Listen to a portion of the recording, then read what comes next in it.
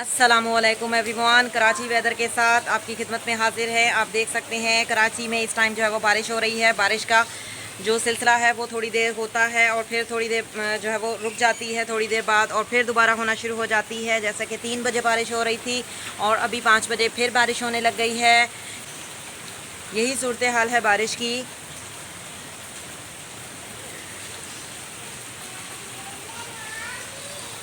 अभी इस टाइम पर जो है वो फुल स्पीड में बारिश आ रही है और बिल्कुल भी जो है वो कोई भी दिख भी नहीं रहा, इतनी तेज़ बारिश है। जो ही कोई नई अपडेट होगी लम्हा ब लम्हा आपको आगाह करते रहेंगे। अल्लाह हाफ़िज़।